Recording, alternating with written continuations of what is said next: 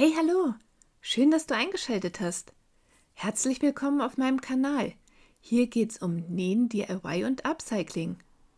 Mein Name ist Ina und in diesem Video möchte ich eine Tasche aus 2 Kissenhüllen nähen. Dies ist nun meine dritte Idee, wie man aus Kissenbezügen eine Tasche nähen kann.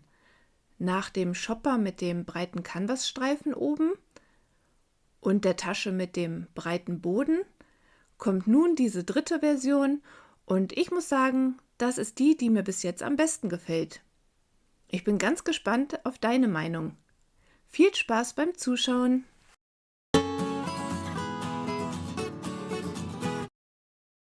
Als erstes brauchst du einmal 2 Kissenhüllen. Meine sind 50 x 50. Die Kissenhüllen müssen unbedingt gleich breit sein. Ob sie sich in der Höhe etwas unterscheiden, ist nicht so wichtig. Auch hier sieht man, die eine ist etwas kürzer als die andere und die werde ich jetzt gleich auf gleiche Länge zurückschneiden.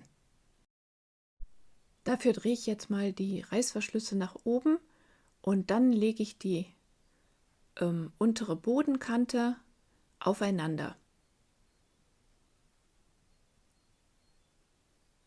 Das lege ich so passend hin, dass unten das aufeinander liegt und dann kann ich an der oberen Kante den Reißverschluss abschneiden.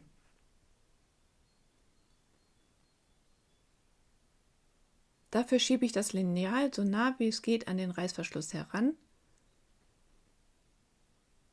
und schneide mit dem Rollschneider das beides ab und das lege ich dann erstmal zur Seite.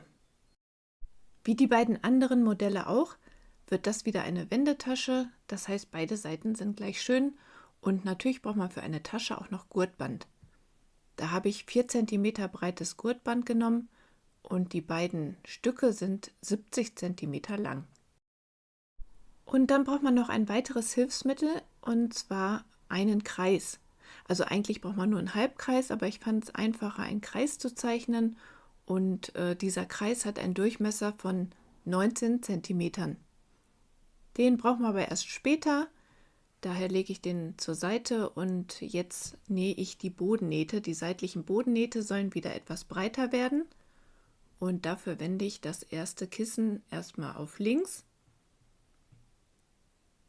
und lege die Seitennaht so winkelhalbierend breit vor mich hin und zeichne dann eine Linie von 10 cm. Das heißt von der Naht aus 5 cm nach rechts und nach links und stecke das mit ein paar Nadeln fest. Und das gleiche mache ich dann auch an den anderen 3 Ecken.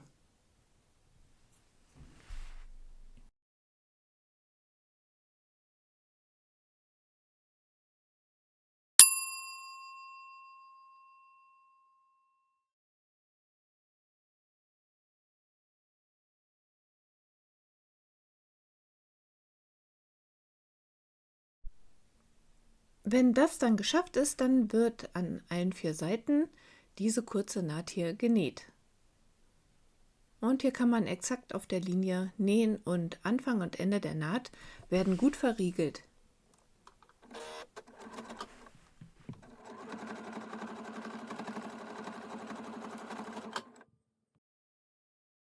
Als nächstes kannst du nun die Ecken abschneiden und zwar so, dass ca. 0,5 cm Stoff stehen bleiben.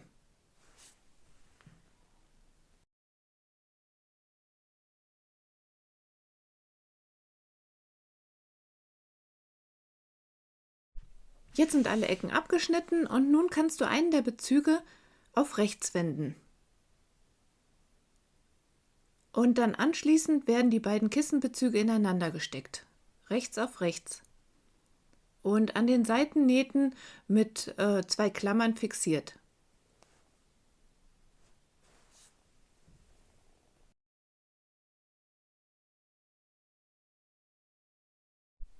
Dann legst du die Kissenhüllen so vor dich hin, dass die Schnittkanten genau aufeinander treffen.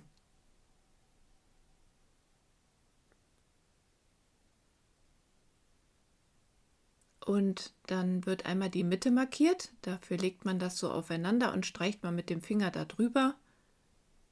Das reicht eigentlich schon aus, da kann man das schon sehen und dann kann man da ja noch eine Nadel reinstecken. So bleiben die Lagen auch aufeinander und man sieht die Mitte direkt.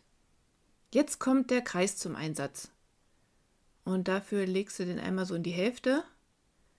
Und da hatte ich nochmal geknickt. Da kann man genau die Mitte sehen und diese Mitte kommt dann auf die Nadel und man zeichnet einmal den Umriss des Halbkreises auf den Stoff. Dann muss man Platz lassen für das Gurtband. Und zwar die Breite des Gurtbandes, das sind 4 cm, plus rechts und links jeweils 1 cm Nahtzugabe, sind 6 cm. Und von der Seite aus legt man dann den Viertelkreis an die Markierung und zeichnet den Umriss des Viertelkreises auf den Stoff.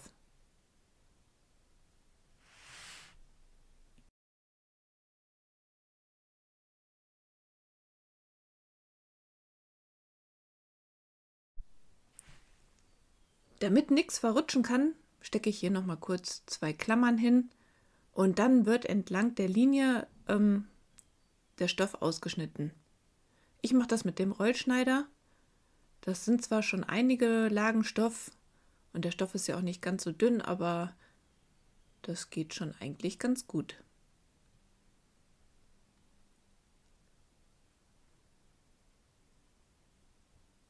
Also dann ist die Form der Tasche schon zu erkennen und die Klammern kommen wieder ab und an diese Stelle kommt jetzt halt das Gurtband. Zwischen die beiden Lagen wird nun das Gurtband so geklammert, es steht ca. 1 cm über und rechts und links war ja 1 cm Nahtzugabe vorgesehen. Und dann klammert man das Gurtband dort fest und die restlichen Stoffkanten werden ebenfalls aufeinander geklammert.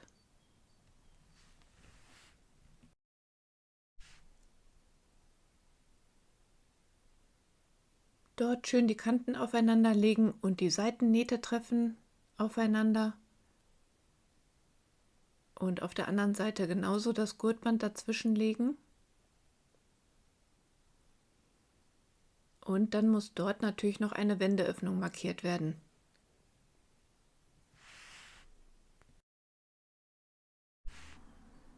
Die Wendeöffnung ist in der Rundung zwischen den beiden Gurtenden und die sollte so 12 cm lang sein.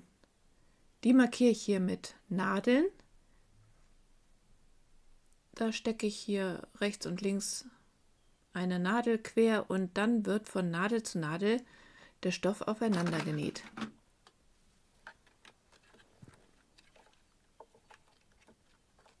Anfang und Ende der Naht wird gut verriegelt.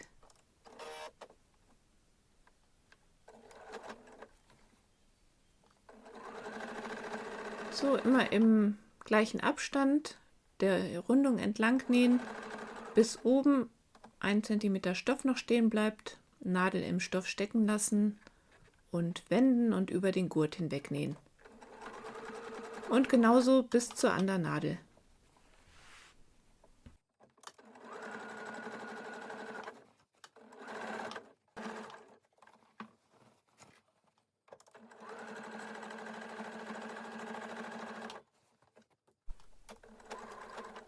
So, nach dem Nähen kann man in den Rundungen noch ein paar Schnitte machen bis kurz vor die Naht.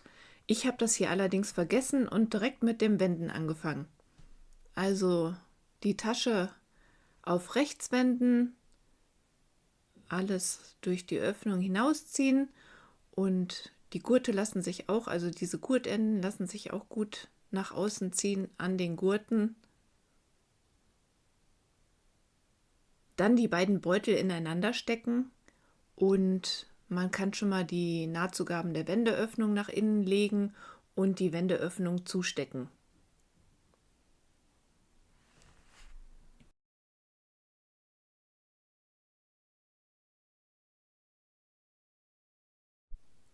Und jetzt muss die Kante flach gebügelt werden. Ich hatte ja vergessen, die Schnitte in die Nahtzugabe zu machen.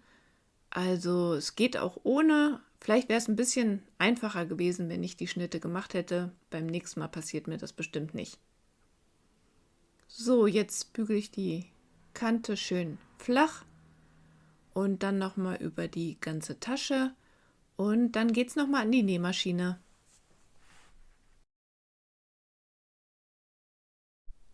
Als letztes wird nun entlang der ganzen Kante knappkantig abgesteppt.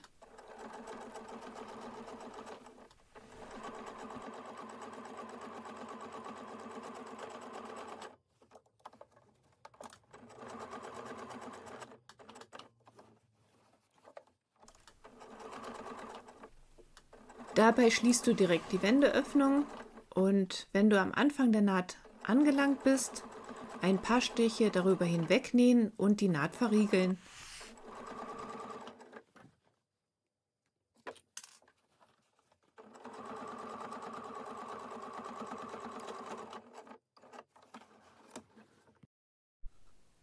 Die Tasche ist fertig.